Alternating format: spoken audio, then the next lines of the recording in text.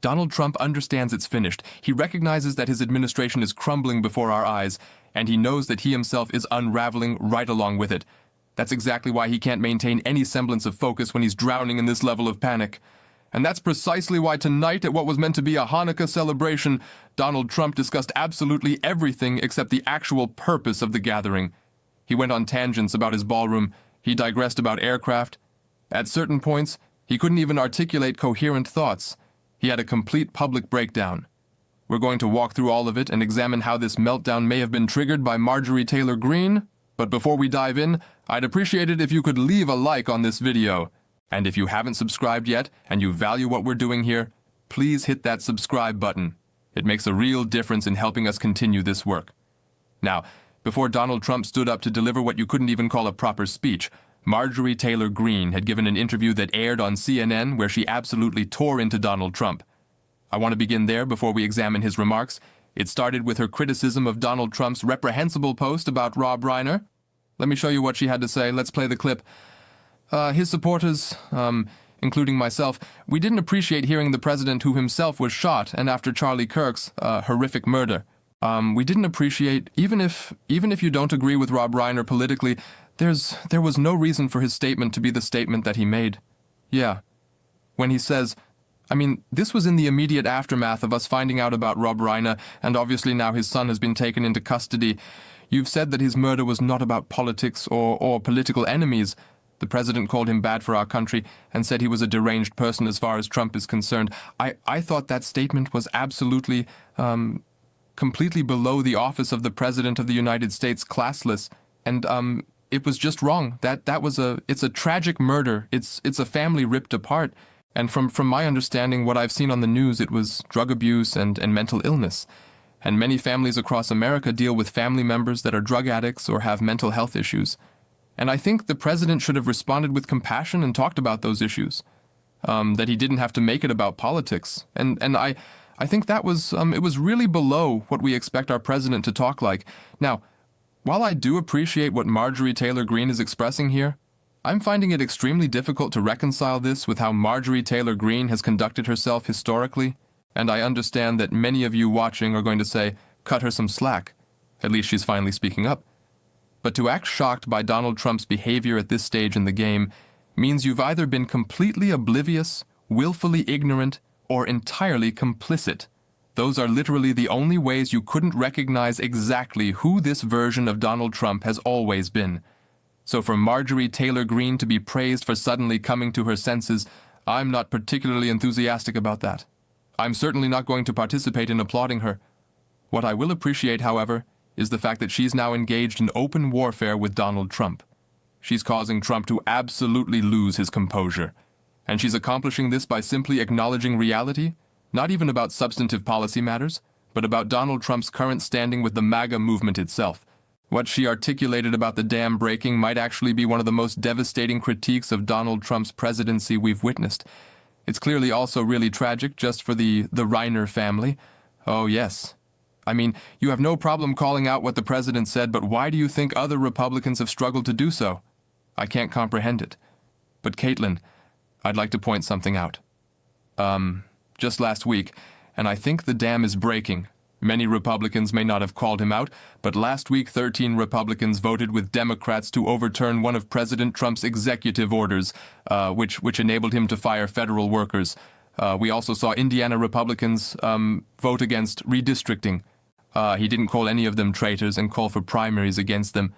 But I would like to say that that is a sign where you're seeing Republicans, they're entering the campaign phase for 2026, which is a large signal that lame duck season has begun and that Republicans will go in Allen for themselves in order to save their own re-elections. You think the dam is breaking? Marjorie Taylor Greene has identified something I've been pointing out for quite some time now. This narrative that Donald Trump secured some massive transformative cultural mandate in 2024 that would allow him to commit whatever violations he desired to operate with whatever level of corruption he chose was simply never accurate. Elon Musk has become one of the most politically radioactive personalities in this country specifically because of his association with Donald Trump and the absolute disaster that Doge turned out to be. And Donald Trump is experiencing the consequences across every policy arena, whether we're talking about the economy, whether we're discussing military engagement with Venezuela, whether it's concealing the Epstein documents, hiding his medical records, Donald Trump is in a state of panic because he's witnessing the fracturing happening in real time. That's exactly why tonight he simply wanted to vent and meander aimlessly, and it began with an outburst about his ballroom. Let's play this clip. Can handle a you, cheering and applause, and we just won the case today. Did you know that, Mark? We just won the case. We got sued. We're donating a $400 million ballroom and we got sued not to build it. For 150 years, they've wanted a ballroom, and we're giving them myself, and donors are giving them free of charge for nothing. We're donating a building that's approximately $400 million. I think I'll do it for less, but it's 400. I should do it for less. I will do it for less, but just in case I say 400. Otherwise, if I go $3 over, the press will say it costs more. I build under budget and ahead of schedule. Right, Jason? Always. I know how to build under budget. I build good. But, we won the case. They asked for a restraining order to stop us from building a magnificent ballroom. I said, who would ask for a restraint? We're giving them SID $400 million. It'll be the most beautiful ballroom, and it'll handle inaugurations. It's got 5 in thick glass windows. It's impenetrable by anything but a howitzer. It's impenetrable. Now, I will say if I'm up making a speech someday, Mark, and I hear ding, ding, ding, I'm out of there. But we have. But you know what? You're going to have the greatest ballroom anywhere in the world, and you're going to love it. It's going to fit beautifully with the White House. Happy Hanukkah. Have a great year. That we love you and we love Israel. Thank you very much. Thank you. Thank you, Mark. Thank you. American families can't afford their basic groceries. Donald Trump is hosting an extravagant party at the White House at this very moment, and he has the audacity to wonder why we're dissatisfied with $400 million being spent on a ballroom by billionaires and corporate executives who are receiving tax cuts simply because they're willing to bankroll a project that, by the way, I absolutely do not believe for 1 second isn't going to cost us taxpayers significant money. It absolutely will. So Donald Trump is throwing this elaborate party and complaining, oh, but this isn't grand enough. Let me go off on a tangent. And the people who want to stop you are the people who genuinely care about this country, who want to see its history respected and preserved, and who don't want to see someone continue to damage and dismantle it. Speaking of which, just listen to how incoherent Trump sounded here. Play this clip. Fly those things the way they can aim it at a target in the dark of night, the darkest you've ever seen. They wanted to be as dark as possible. They didn't want anything, and the only time anybody could see those planes was when those bomb chutes open up, because it becomes totally unstealth when it goes. I explained that to Mark Levin once. You're going in, you go like this, and as soon as it goes like this, for some reason the plane is totally visible. Not good. And I watched it happening and it's like I'm sitting home watching it, you know? It's amazing. The Situation Room is an amazing place, but I watched him go bing bing. It went bing bing and 2 massive 100,000-pound bombs. The plane went bing bing bing bong bing. This individual has access to the nuclear codes. Seriously, at the end of the day, I understand there are always more serious matters we could focus on. There's perpetually something more urgent to be concerned about. But the sheer absurdity of it all is simply draining. Just a constant daily drain. It's incredibly exhausting to observe. Then, Donald Trump announces that he's accomplished so much for Israel that he needs to read from notes. Look, I have pages. He declares, I have pages. Then he literally starts pulling out sheets of paper. Play this clip, Hanukkah. And you know, this is the first time that I've ever brought up notes to make a speech for. We do. We call them the Christmas dinners. I call them the Christmas Hanukkah dinners, if that's okay. I hope you don't mind, but I call them New Year's dinners too. But I've made about 20 of them so far. I never had any. I brought this up. You know why? I've done so much for Israel that I have to re-cheering look at. I got like pages, and I don't want to leave anything out. I don't want to leave Golan Heights out. I want to tell you what we did. But, it's an honor to help. You have so many friends, and a lot of you are right in this audience. Then he brings up Miriam Adelson, the billionaire who donated $250 million to him in the last election cycle. And she mentions that Alan Dershowitz is in attendance. Dershowitz, who received massages with Epstein, but insists his underwear remained on the entire time. Epstein's attorney, Trump's attorney. And then she announces, I'll give you $250 million, Donald, to run again in 2028. And then attendees start chanting, what am I even witnessing right now? Here, play this clip. Now, I met Alan Dovich, and he say the legal thing about 4 more years, and I say, Alan, I agree with you. So we can do it? Think about it. Alan's here somewhere. Where's Alan? Alan is here, or he had a flight. Alan is here. Groaning and screaming, thank you. Think about, yeah. She said, think about it. I'll give you another $250. But her husband Sheldon was an amazing. It's so mentally fatiguing, which is precisely why we need moments like today, where we receive tremendous victories in the form of MAGA infighting that has genuinely shaken Donald Trump's administration. And Ari Melber laid it all out perfectly right here. Let's play this clip again. Vanity Fair writing, Wilds believed a middle ground on tariffs would ultimately succeed. She said it's been more painful than I expected. Again, these are the quotes of Trump's top aide, and they are quite different from the usual defenses we hear, and they are more credible attacks on the administration, its policies, and some of its top members.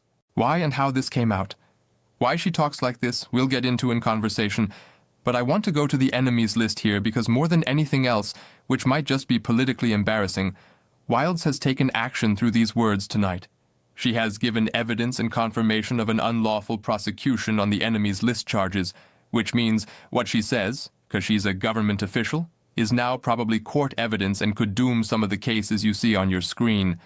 As for the Trump revenge plots, she says, I don't think he's on a revenge tour. In some cases, it may look like retribution, and there may be an element of that from time to time. Who would blame him? Not me. So that's sort of her warm-up. And if that's all she said, okay, debatable.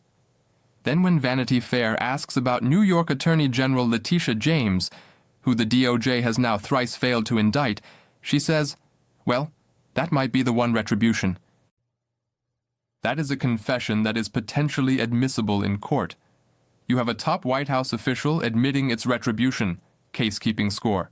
Retribution is exactly the kind of evidence the defense counsel needs to get the case tossed.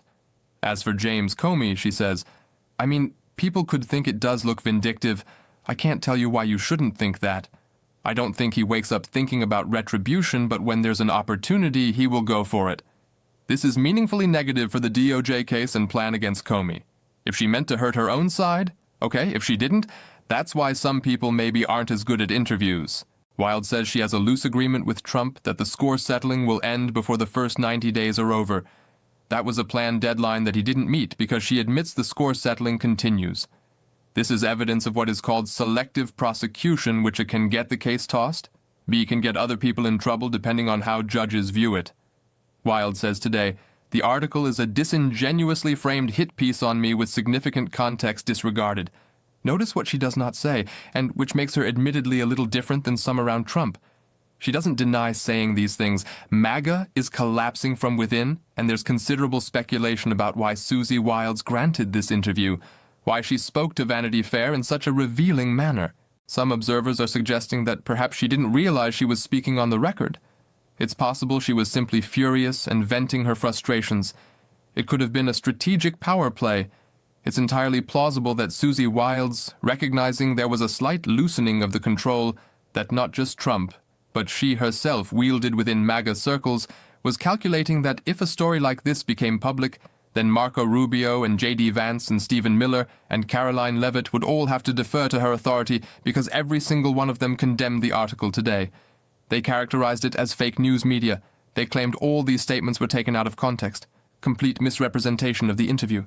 So Susie Wilds, despite embarrassing the entire administration, and quite frankly herself, might actually emerge from this situation as the winner. She might come out of this with more influence, but Donald Trump certainly didn't benefit. Stephen Miller didn't, J.D. Vance didn't. And to characterize Donald Trump as possessing an alcoholic's personality when he's someone who famously doesn't drink, well, you could have simply called him impulsive and erratic.